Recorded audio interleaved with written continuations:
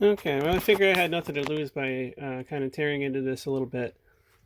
But here, it looks like somebody definitely worked on this because, I mean, that's not original. This tape was wrapped around here, and it's really old too. So, I mean, this is nothing that old 64 Goat did. This was done probably decades ago, but somebody spliced onto there. And the secondary on this is open because I just checked it, and it's like, I don't know if it's open, partially open, or shorted, because when I put my ohm meter across it, it's like this is like jumping from 0 to trying to make a reading, and it's like jumping all over the place. And this up here is reading like over 1,000 ohms. So yeah, this thing is screwed up. So I might try to open it up and maybe get lucky, and maybe the break is on the surface. Also, I was looking at some transformers that I had gotten from Bill, and these just don't look right. I don't know what kind of transformer this is, but it's like this is like soldered to the case of it, and same with this one. I don't know why that is, but it's got 3 inputs and 2 outputs. But I don't know if this would work. Really don't. So we're gonna just try and mess with this for now. Okay, so I've just ordered one of these transformers on Antique Electronics Supply. It seemed to be pretty good. As you can see, it's got a primary and a secondary, just like the one that I took out of the radio, and that should work pretty good.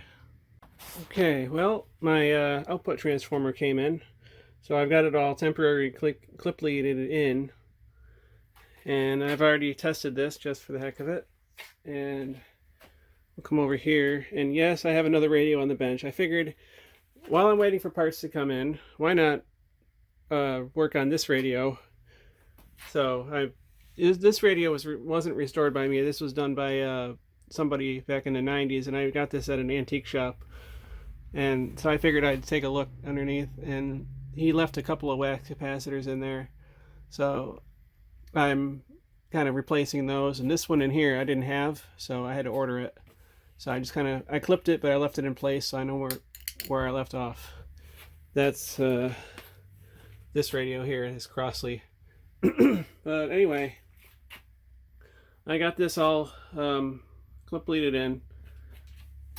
So we're going to turn this on. This is plugged in up here. And that's what I get. It's like immediately turns right on. It sounds like radio static. So I mean, at least we know the speaker is working. And this is working. But I'm just getting what sounds like radio static, but it's not, because I'm not picking up any, I don't get anything when I touch this or this. So there's still something not working.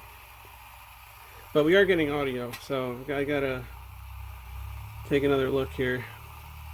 But it shouldn't just come right on like that. It should take a few seconds to warm up. So I've never seen a tube radio do anything like this before. Usually they either hum or they warm up, But this has got me scratching my head. I don't know what could cause that. So I'm going to keep trying to figure it out and hopefully get somewhere. Okay, so just looking at the speaker again, I've started to take a really, really close look at this. And, well, first of all, I noticed that there are, I can't hold the flashlight and do this at the same time. There are 2 sets of wires going in the field coil. So these two right here are the ones that were messed with. When you apply power here, you get magnetism under the field coil. So what are these two coming back out? This one goes under here. That's something I wired onto there. And this was run like through here like that. And you can see in there the voice coil terminals, one here and one over here. Okay, I tested between them and I get about 8 to 10 ohms, even though I can't see where this one is connected. I tried looking in there from every angle and I can't see where this one is connected. So I'm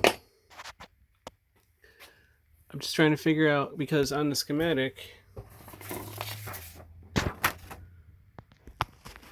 here's the speaker field coil.